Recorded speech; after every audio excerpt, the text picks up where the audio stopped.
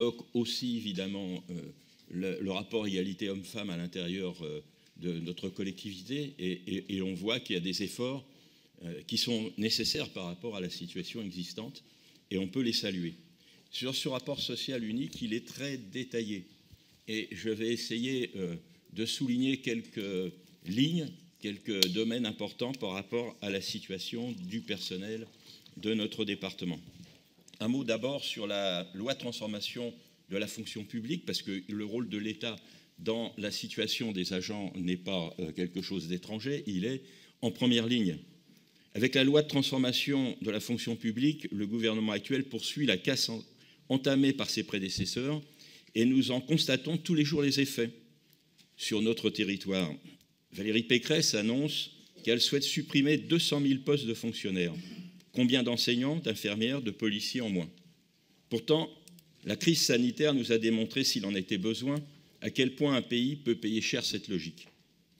On constate à travers ce rapport un recours croissant contractuel pour assurer les missions de service public. Il nous indique qu'aujourd'hui, 20% des agents du département sont des contractuels et que ce chiffre est en constante progression.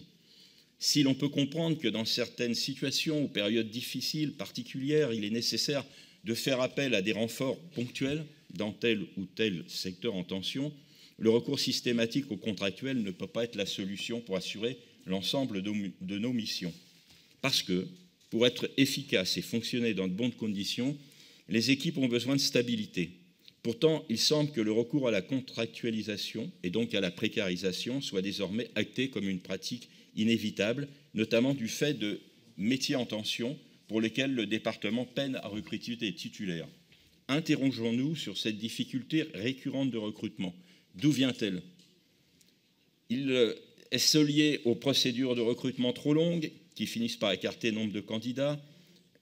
Est-ce un problème d'accès au concours, un problème de formation et de qualification, un problème d'attractivité, notamment par le salaire, mais pas seulement?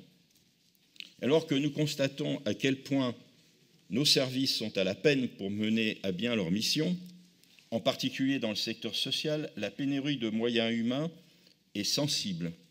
Les besoins des habitants explosent. Les agents sont contraints de travailler en mode dégradé au détriment des usagers et de leur santé physique et psychologique. La mobilisation du 7 décembre de l'ensemble des travailleurs sociaux nous alerte sur l'urgence d'agir. Comment améliorer notre attractivité? Nous savons que notre département souffre souvent de stigmatisation. De plus, avec la cherté du logement, les difficultés de transport, il est parfois difficile pour des professionnels de faire le choix de venir travailler en Seine-Saint-Denis. La remise en cause du temps de travail et des congés qui se pose actuellement avec la loi des 1607 heures ne va pas aider. Nous soutenons les organisations syndicales dans leurs revendications. L'accord local sur les congés contribue à garantir une attractivité en permettant aux agents de résister à des conditions de travail souvent tendues.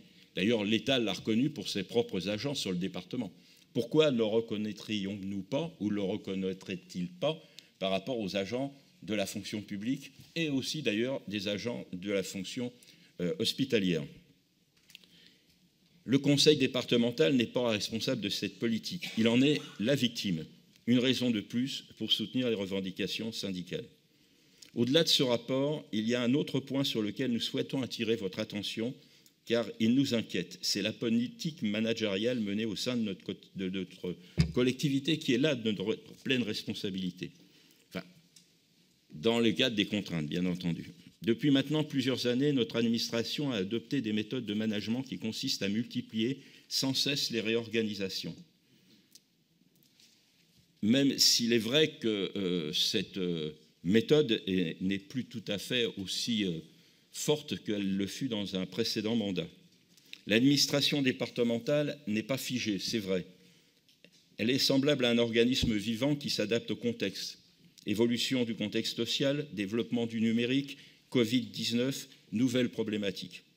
Des sociologues du travail se sont particulièrement penchés sur ces méthodes de management en cours dans le privé, mais aussi maintenant dans le public, comme par exemple Marianne Dujarrier, le management désincarné, ou bien Daniel Linhart, qui dénonce la dictature du changement perpétuel.